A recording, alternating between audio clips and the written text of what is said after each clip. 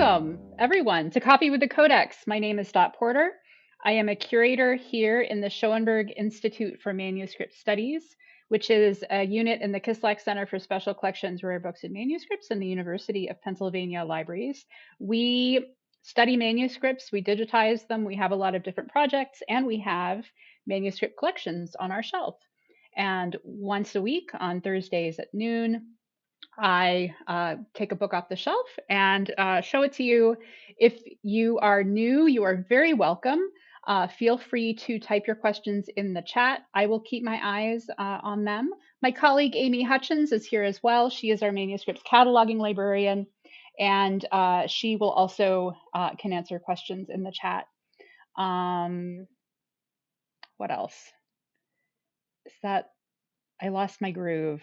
I think we're done. I think we're good. So let's go ahead and get started. So the manuscript that we're looking at today is Shelfmark MS Codex 55.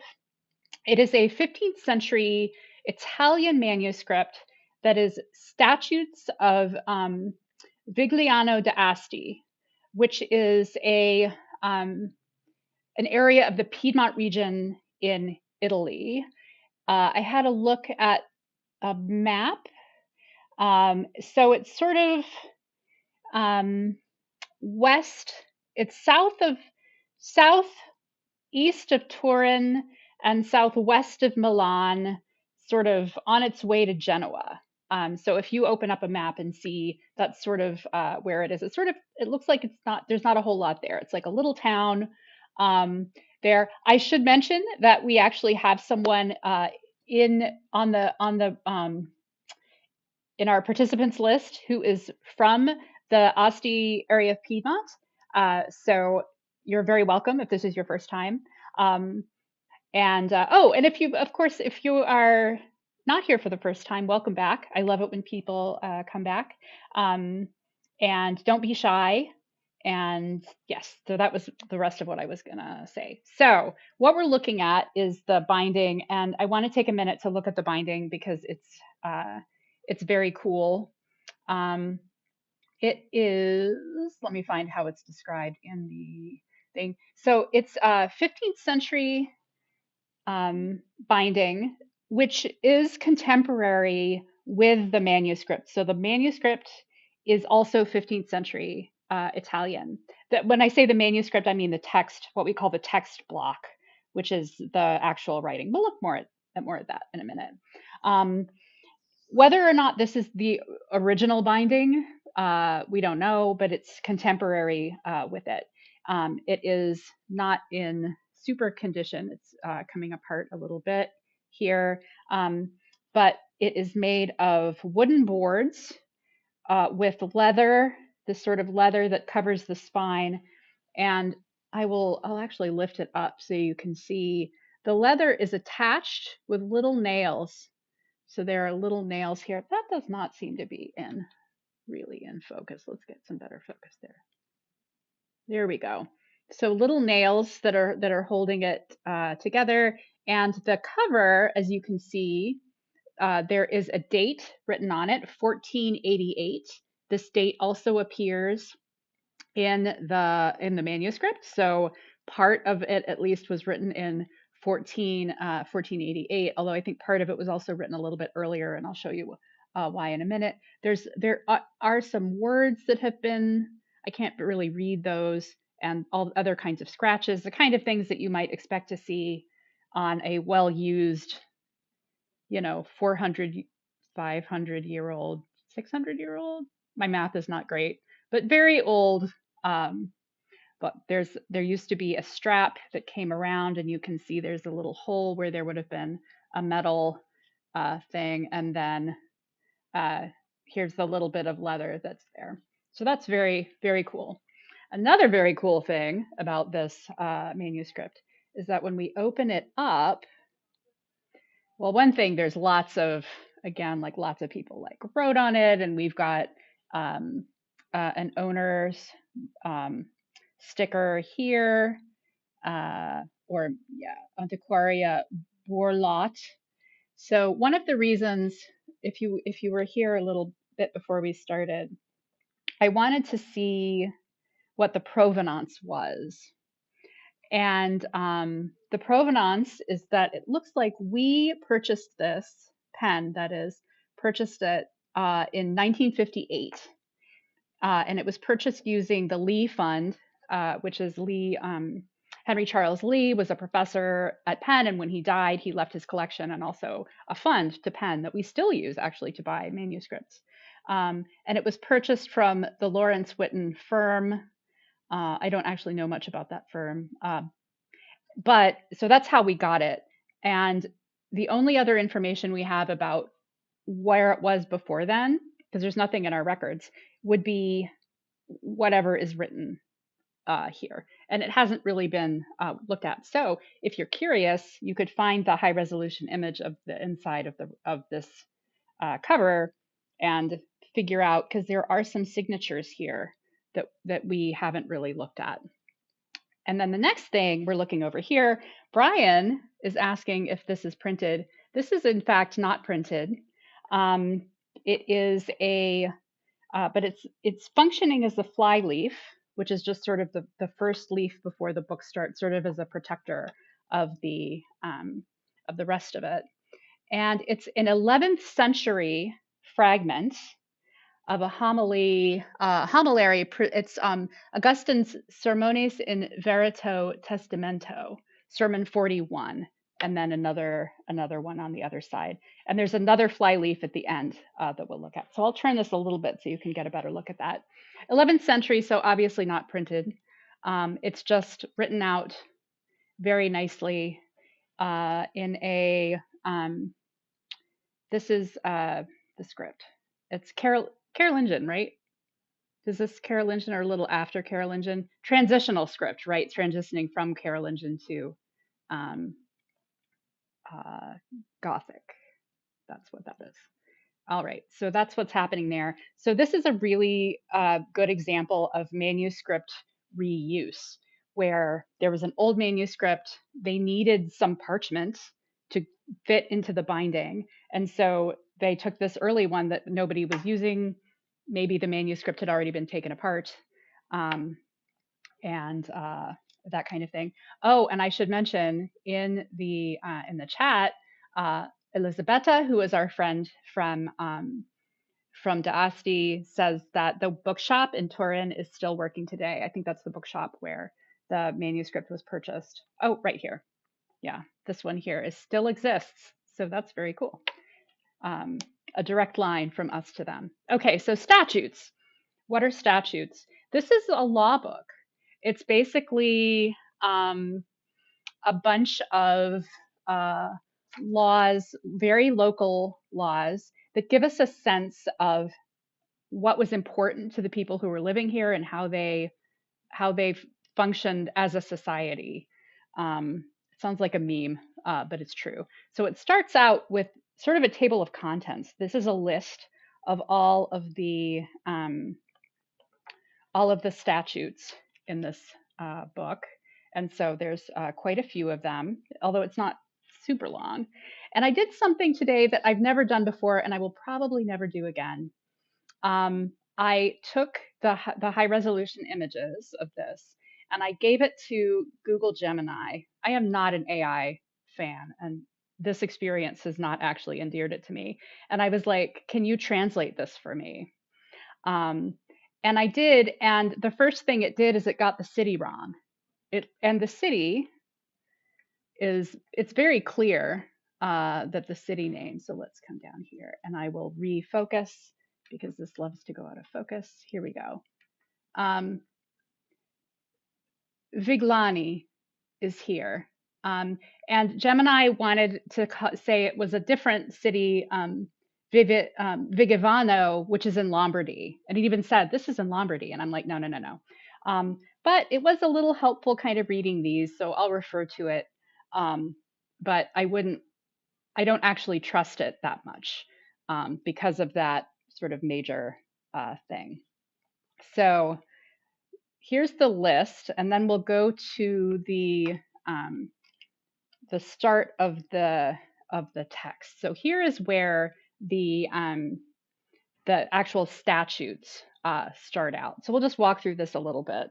It starts out with a, let's find this. Where did you go?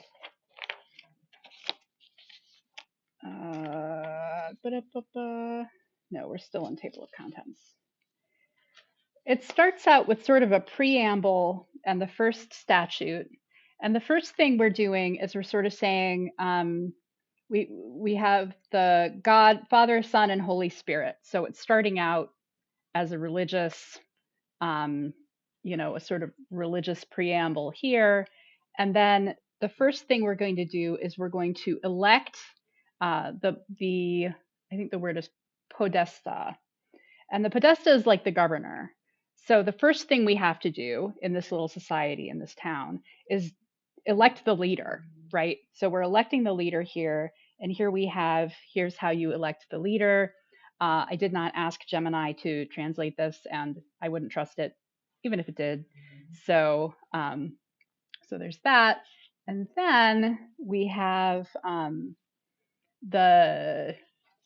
we have electing the podesta. We have the oath that the podesta has to take. Oh, Tori, thank you for asking. Tori is asking about the language, and it is in Latin.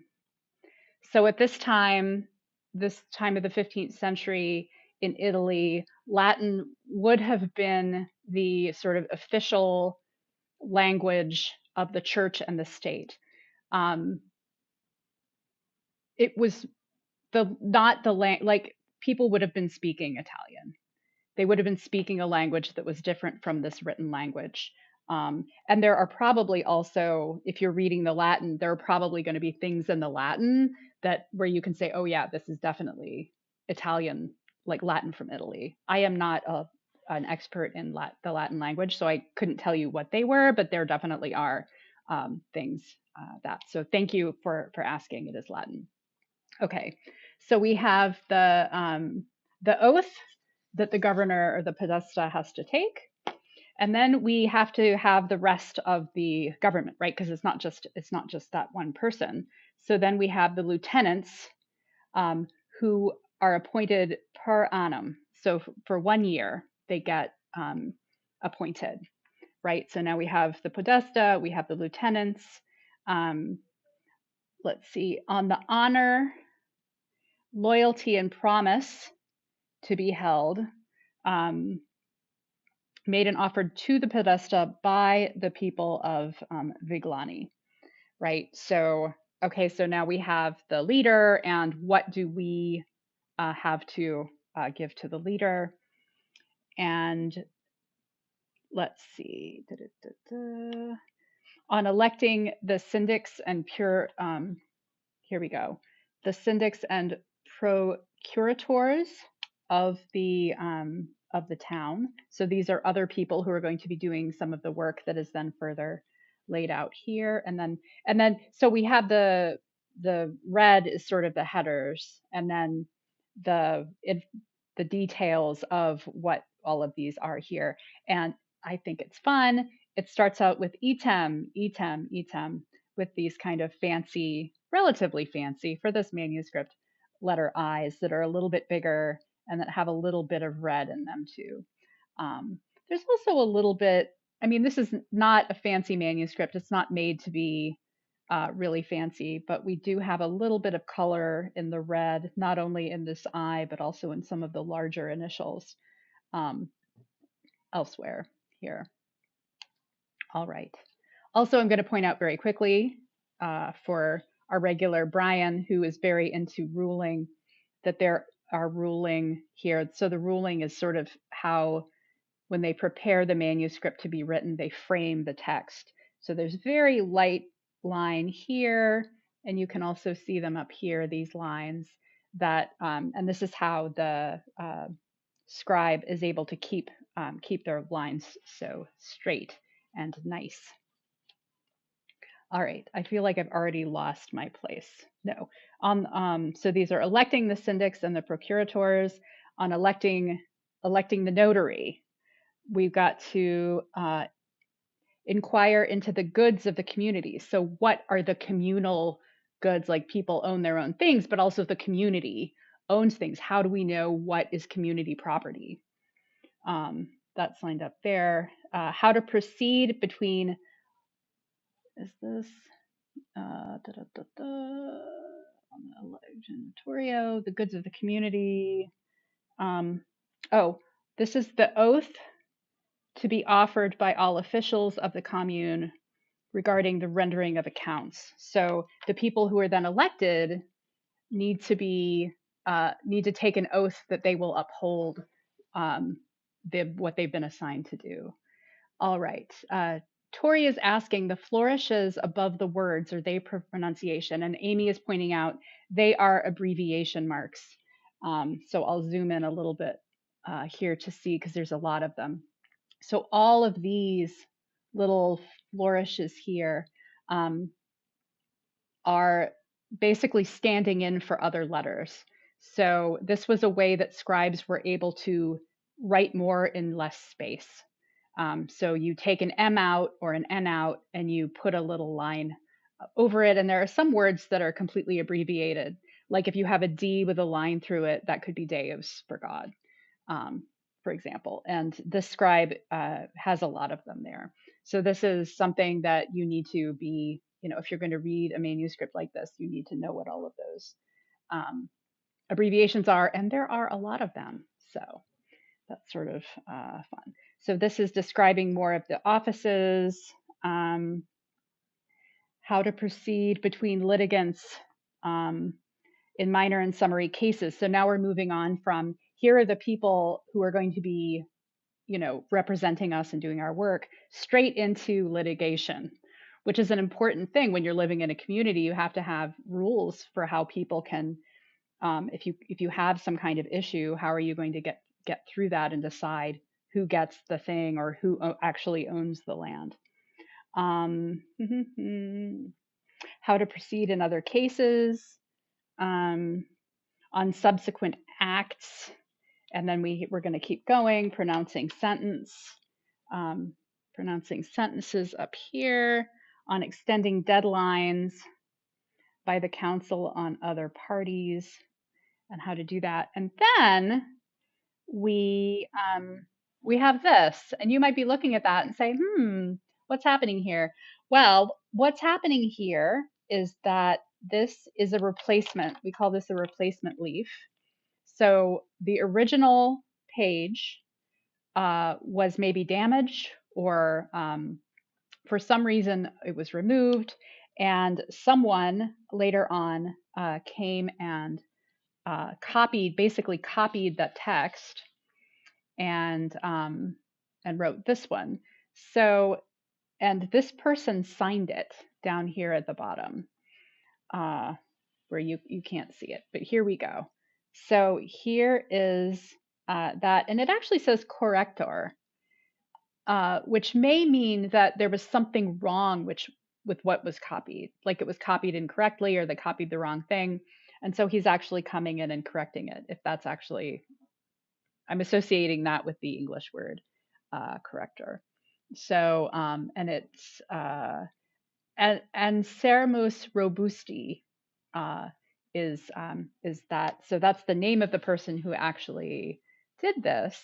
And if we go forward a little bit, you'll see there's another page here, which is also signed by him. It's another replacement page. And in fact, these two pages are physically attached to each other. They are what we call a bifolium, so a whole sheet of parchment. And then there are two more sheets between them. And if I open this up here, you can see the thread down the middle of this. So the way that this book and other books like it, Codex books is what we call them, are made, is you have sheets of parchment or paper. Parchment is made of animal skin. And you have 4 or 5 sheets, and then you fold them and make a booklet, and you sew them down the middle, and then you sew them together. And this is what we're seeing here, that there's a whole sheet that was replaced. And I think that's very cool. I see some questions here in the chat. Oh, Elisabetta, about declarations is type the Codex Astensis. Sorry, I'm probably pronouncing that wrong. Astensis, which is the collection of the statutes of medieval common of Asti, has many miniatures of castles and also a map of the territory governed by Asti. So that would be a very nice. I mean, ours is not that nice, but this is much more sort of official, not very fancy. But that's very cool. And Murray is asking, how does the handwriting on the corrector's pages date relative to the rest of the book? I want to say that there is, if we go to the end, that there is a clue. Oh, so we have some blank pages at the end. So here you should recognize this, and you should at least recognize his name, because this, again, this is our guy who did the correcting. And this is where we get this date 1488 right here. I think 18th of May 1488. So that's when he did his writing. It looks, to my eye, it looks later. This one looks later, but that might just be because it's in italics.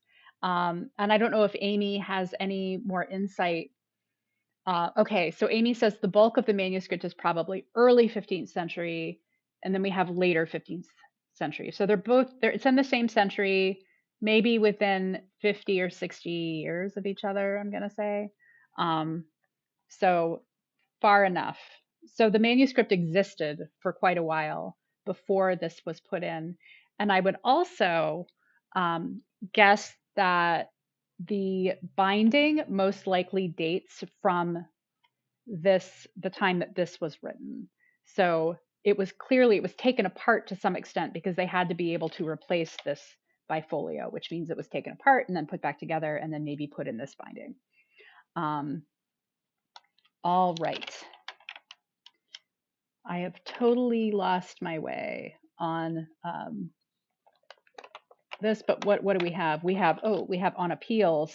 I know, I found myself. So we have appeals, sequestrarians and releases. So letting people out, I guess. And then we go on the holidays for harvests, grape picking, and others to be observed in honor of God. So now we've moved on to holidays, and then trees existing in communal plots. So communal trees, right? We talked earlier about the communal property. So that's another important one. We have no one can obstruct public roads. So don't pull up outside the chicken place and just stop your car in the lane, which is something people do in Philadelphia all the time. Any restaurant, there's always cars in a 2-lane, and it's really annoying. So don't do that. 15th century, right? Like they were worried about the same things. They're just like us in 15th century Italy. Don't block those roads. Let's see. On not obstructing local roads, on repairing roads, we also want to repair them. Placing boundaries between neighbors and maintaining them, and rural and urban properties. On those not working, so staying away from boundaries. Providing for people who don't have paths to their estates, so like right of way. How can you get to your house from the road if there's other property through the road? Concerns like that. Let's see. Providing, I already said that. Not moving boundary markers. Don't move those boundary markers. On holding sentences as ratified. I feel like I've sort of lost my way, but I can sort of turn through and we can see that. We've got making deposits. I think that's here. Making deposits. Blaspheming God and the saints. Compensating for damages caused by animals. of various kinds. I remember seeing that. Yeah, here we go.